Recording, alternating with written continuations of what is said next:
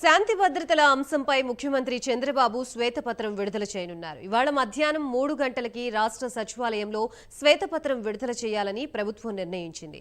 గడిచిన 5 ఏళ్లలో శాంతి భద్రతల పరంగా రాష్ట్రంలో వ్యవహరించిన తీరు, అక్రమ కేసులు, నిర్బంధకాండ, ప్రతిపక్షాల అణచివేత, పౌరులపై నమోదైన కేసులు తదితర అంశాలపై శ్వేతపత్రం ద్వారా వివరాలు వెల్లడించే అవకాశం ఉంది.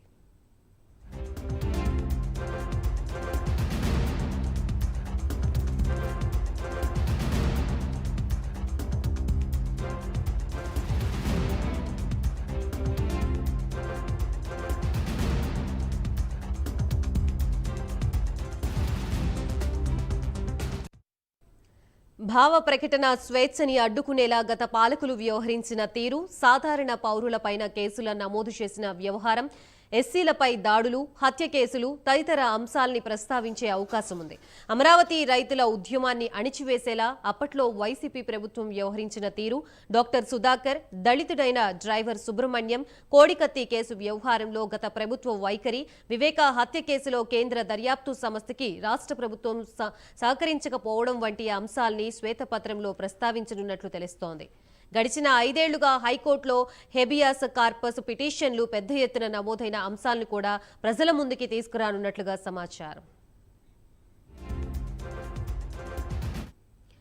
మొత్తంగా ఈరోజు ఏపీ ముఖ్యమంత్రి చంద్రబాబు శాంతి భద్రతలకు సంబంధించి శ్వేతపత్రం విడుదల చేయనున్నట్లుగా తెలుస్తోంది. ప్రస్తుతం ఇదే అంశానికి సంబంధించి మనకి పూర్తి అప్డేట్స్ ఇవ్వడానికి మా ప్రతినిధి రవికృష్ణ సిద్ధంగా ఉన్నారు. రవికృష్ణ.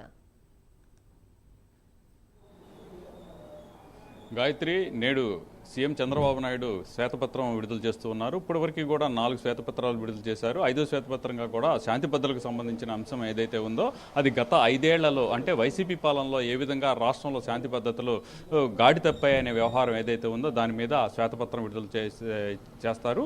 ఈరోజు మధ్యాహ్నం 3 గంటలకు ఈ శ్వేతపత్ర విడుదలలో కార్యక్రమంలో ఆయన పాల్గొంటాడు. ప్రధానంగా కూడా గత పాలనలో ఏదైతే ప్రజలకు సంబంధించి జీవించే హక్కు కూడా కోల్పోయేటువంటి పరిస్థితి వచ్చింది, ప్రతి వాళ్ళని కూడా టార్గెట్ చేశారు అని గతం నుంచి కూడా టీడీపీ చెబుతున్న పరిస్థితి అయితే ఉంది. అదేవిధంగా కూడా ఏదైతే దీనికి సంబంధించి ప్రజలు ఇబ్బంది పడటమే కాకుండా కూడా ఎవరైనా ప్రశ్నించే వ్యక్తులు ఎవరైతే ఉన్నారో వాళ్ళ అందరి మీద కూడా టార్గెట్ చేశారు. అక్రమంగా కూడా కేసులు పెట్టడమే కాకుండా వాళ్ళని అనేక రకాలుగా కూడా ఇబ్బంది పెట్టినటువంటి పరిస్థితులు ఉంటాయి. ఇది కేవలం రాజకీయ నాయకులకు ఒక్కరితోనే కాకుండా కూడా సామాన్య ప్రజలు ప్రశ్నించిన ప్రతి ఒక్కరికి కూడా ఇబ్బందికరమైనటువంటి పరిస్థితులు అయితే ఏర్పడినాయని చెప్తున్న పరిస్థితి అయితే ఉంది. అలాగే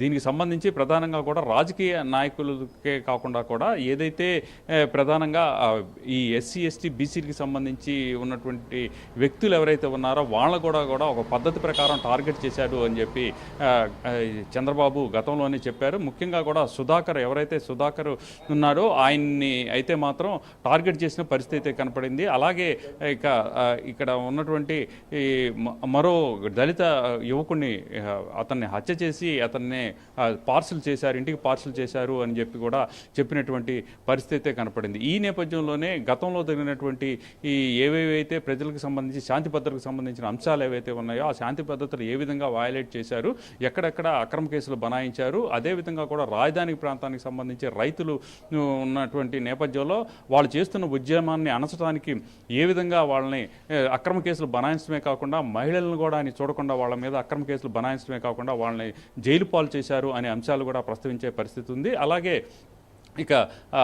ఏదైతే ఈ గతంలో సీఎంగా చేసినటువంటి జగన్మోహన్ రెడ్డి తన బాబాయికి సంబంధించి హత్య కేసుకు సంబంధించిన అంశం ఏదైతే ఉందో దాన్ని కూడా ప్రస్తావిస్తారు. ఏ విధంగా చట్టాన్ని వయలేట్ చేశారు, శాంతి భద్రతల పరిస్థితి ఎంత దిగజారిందని చెప్పేందుకు ఈరోజు శ్వేతపత్రం అయితే విడుదల చేస్తున్న పరిస్థితి అయితే కనిపిస్తుంది.